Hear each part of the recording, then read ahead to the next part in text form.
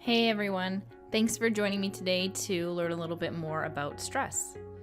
Stress is a funny thing. When something is bothering us, whether we want it to or not, it finds a way to creep into our thoughts, work, and our interactions with others. A key part of managing any type of stress is really understanding the ways it can and does affect all parts of your life. They can be very subtle trickles into your day, and without thinking about them, we may not realize it is the influence of stress at all. I'm here to help you understand the effects of stress on your body and health and teach you some hands-on techniques to cope with stress and keep it from damaging other areas of your life. You've probably heard of the mind-body connection. This is referring to the effects our thoughts and feelings can have on our physical body and actions. I've experienced this myself in the forms of headaches, nausea, and I've even seen a friend break out in hives due to stress.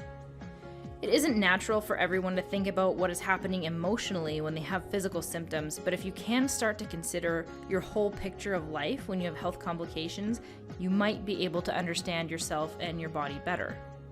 Remember, this is not a 100% rule. It is something to consider. Not all physical ailments are a result of your emotional well-being. To sum it up in a bite-sized chunk, physical and physiological health is greatly affected by our stress levels and how we cope with stress. Poor mental health or poor emotional well-being can have an effect on your physical health, and it works the other way too. Poor physical health can also affect a person's mental health. So let's chat a little bit about stress and what it even is. Stress is defined as overwhelming feelings or lack of control over our environment and an inability to change things. According to the American Institute of Stress, stress is something that continues to exist over a prolonged period of time and can spread into all aspects of our lives to the point that we sometimes do not even realize it and the harmful effects of it. This is due to the fact that stress stems from physiological rather than physical threats, meaning that it's associated with ingrained and immediate bodily reactions over which we have no control that were originally designed to help us.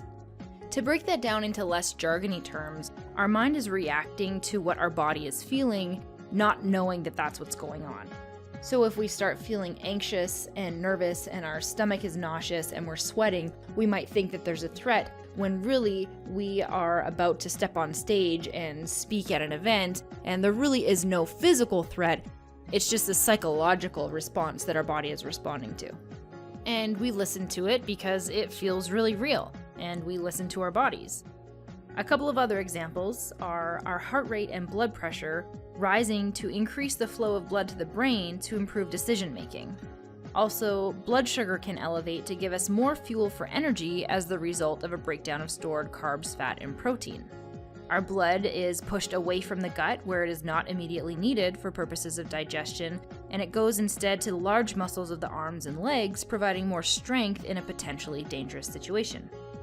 This can also result in some odd feelings in the digestive tract, especially after eating. Your body may not be digesting as comfortably.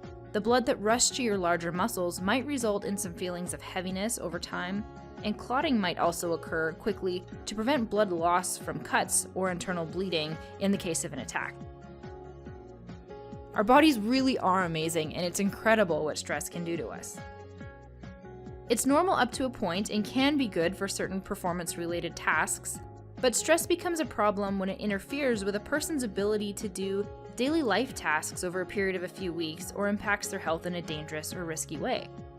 So what are some examples of stressful situations we might be facing every day that our body is responding to? It could be marital conflict, the death of a loved one, chronic pain, raising children, or even financial stress. Dealing with all of these stresses over time can be really risky and can have a negative effect on our bodies and weaken our health and our immune systems. Research shows that stress can affect all of our body systems, including cardiovascular, respiratory, gastrointestinal, and immune systems. So reducing stress in any small ways, if possible, is wonderful for your body and for your mindset.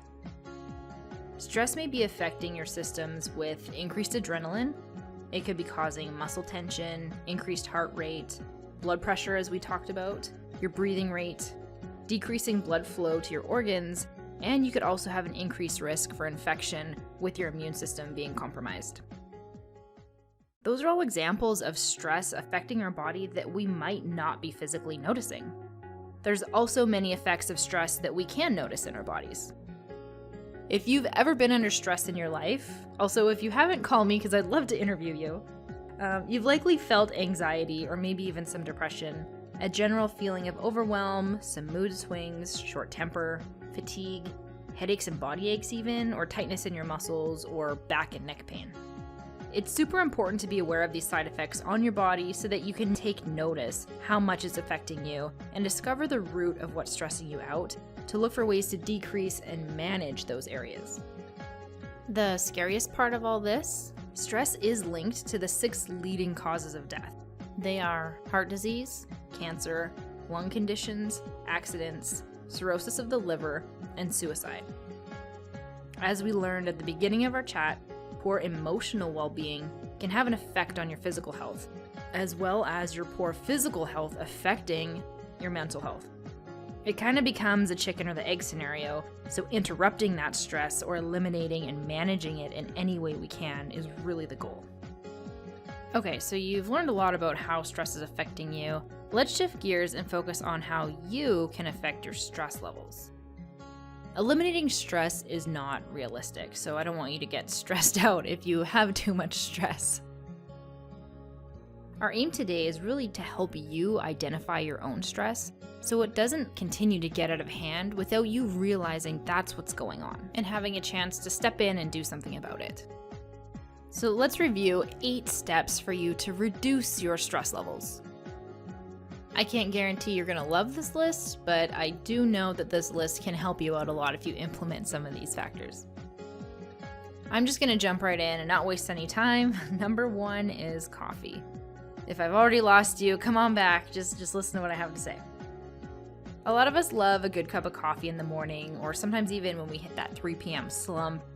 But the caffeine in coffee can actually create a lot of anxiety and perpetuate our stress levels. Caffeine is a stimulant, meaning that it can actually cause similar effects on your body as those of a frightening or traumatic event. Caffeine stimulates your fight or flight response, making anxiety worse and can even trigger anxiety attacks. Reducing any amount of coffee or stimulants is going to reduce your stress levels, but remember, these are your stress levels. So if you feel like coffee does help you cope, then instead of cutting it all out cold turkey, try reducing it and try to get down to 1 cup in the morning. Or if you're currently drinking 1 cup in the morning, test out and see what it looks like if you have coffee every other day, or switch to an herbal tea to remove that stimulant and you still get a nice hot drink in the morning. Hopefully I didn't lose you after that one. Next up, talking to yourself about the source of your stress can be really helpful to reducing it. If you don't know where your stress is coming from, how can you expect to tackle it and reduce it? Start asking yourself questions like, when did you start feeling this way? How often do these feelings come about?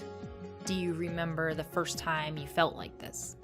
It may allow you to change that fear into learning and understanding more about your stress.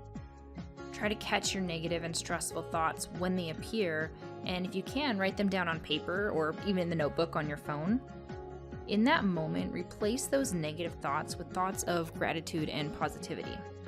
I know this sounds like something nice to read in a pamphlet, but studies show that you can create new connections in your brain and retrain it to notice the positive by practicing gratitude and positive thinking each day.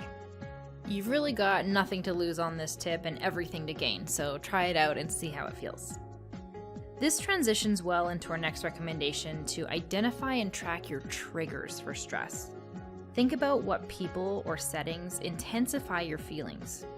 Do you feel okay at home, but not with friends and family? Or are you not okay only when you're at your computer? Do your feelings intensify at different times of the year? Or the week before rent is due? Or only on Sunday evenings? Figuring out what your triggers for stress are and acknowledging that they are in your life to give you information about how to improve it is a giant step towards feeling better. One of my own favorite ways to reduce any type of stress is to get mindful. Meditating can calm your mind and help you to become aware of your thoughts rather than being worried about everything going on outside of you. It can really help to change how you view and cope with stressful forces in your life. You don't have to be worried, it's not scary or weird. There's a couple of apps I really like. Check out Calm or Headspace. They just walk you through focusing on your breath and letting your thoughts and feelings pass by so that you can spend a little bit of time each day with a quieted and calm mind. Once you have actually felt like this for a few days or weeks, it's different for everyone, you start to more easily identify when your thoughts are racing and your stress and anxiety levels are rising, and it really helps you to recenter and take control of the way you're feeling. Think about if you go to a really loud restaurant and the music is just blaring in your ears, and as soon as you walk outside, the peace that quiet gives you. It's not exactly like that, but that's the closest that I can come to kind of giving a comparison to how it feels to recognize the calm and peace in your mind, so that when it's loud and going crazy and driving you nuts, you can really take a step back and notice that's not your thoughts, that's the stress, and you can calm that down. You have the control. But like I said, check out those apps because I don't even know how I would try to do it on my own. They're really, really helpful. If it feels like I bring up nutrition every time we're talking, it's because it's definitely affecting your health. Working on improving your diet is a super important step to take when reducing your stress. I'm not saying it's easy, but if you can set up just a couple of fail-safes, it can really help you to manage your stressful days better. When we're stressed out, those are usually the times we make our worst food choices. Tell me I'm not alone here. This can mean packaged foods, eating out, and generally just choosing high-fat, high-salt, and high-sugar foods because they taste good and they're comforting, and that's what we want when we're stressed. These poor choices can lead to internal and external stress on our bodies, and they feel good in the moment, but we wonder why we did that to ourselves when it's all gone and now we're left feeling crappy. Having a couple of go-to recipes or dishes that make you feel comforted but aren't going to make your body feel terrible is a great way to take care of yourself in these moments. I love pasta, so if I'm having a down week or I'm just really stressed and busy, I turn to chickpea pasta or even a big bowl of spiralized zucchini noodles with sauce. It's warm, it's filling, and it gives me all those cozy comfort vibes I need without taking me too far off of my typical eating pattern. And my super guilty pleasure is protein bars. I used to be a Snickers junkie and I've upgraded to protein bars, so yeah, that's just what I do when I'm really stressed out and I'm not gonna make it to breakfast or a meal and I don't want to hit a drive-thru. I've always got a couple in my purse or in my car, so now you know my big secret. Okay, if you didn't see the recommendation about coffee coming, you for sure knew this one was coming. Shut off your screens, guys. I know that binging The Handmaid's Tale or The Crown can feel like all you want to do when you're stressed out, but reducing your technology use can really be one of the best things for you. Putting your phone away and not scrolling through the socials is great for your mental and emotional state.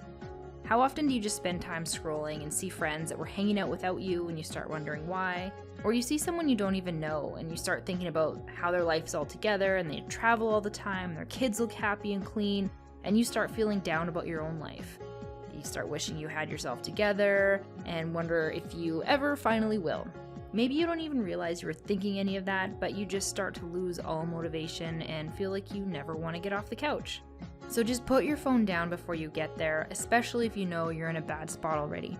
It's really easy to get wrapped up in the technologically centered world we live in today, but constantly using technology can stress us out and keep our minds going and going when we need to be winding down. And turn off your email notifications when you finish work for the day, and especially when you go to bed. Nothing's on fire, it can all wait for the morning. Unless you actually do fight fires, then you're probably not sleeping at home and you have a different system to alert you if there is a fire. I mentioned being mindful and meditating earlier as a way to reduce stress. Being mindful of your breathing can make a big impact on your mindset in your days too. Try conscious breathing when you're meditating or just throughout the day. I know we're all breathing throughout the day all day long, but being conscious about your breath and making time to take 5 deep breaths will change your mood and your body's understanding of what's happening in your environment. Find a time of day when it makes sense and you feel comfortable to take a few breaths. Try to make a habit of deep breathing, either when you get into your car or stop at a red light, when you have a private moment in the bathroom, or every time you walk into the kitchen.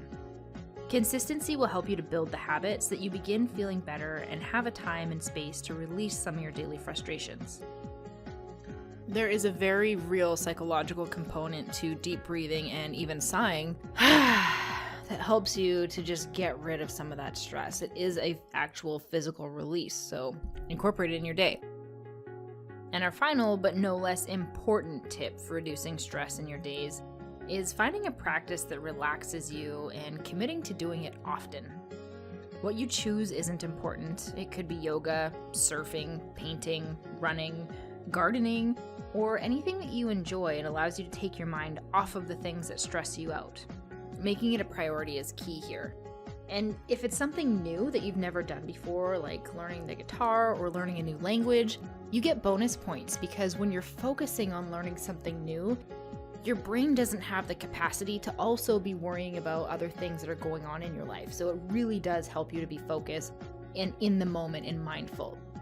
So think about what you could be adding in or things that you already love doing that you could just be adding in more of. We're close to wrapping up here, so I just want to leave you guys with the idea of thinking about your body.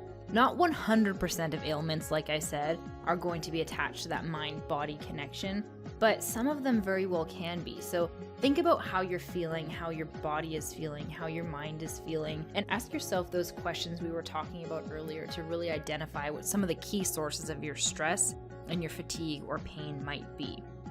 And remember, it's not realistic to eliminate stress, but hopefully I helped you to understand some new ideas to recognize that you are stressed and give you some easy tips to use to reduce that stress and keep it from building unnecessarily. If you guys have any ideas for future topics, please send them over to us. We really want to hear from you at care@catalyst.com. Thanks so much for your time, and we can't wait to see you guys again next time.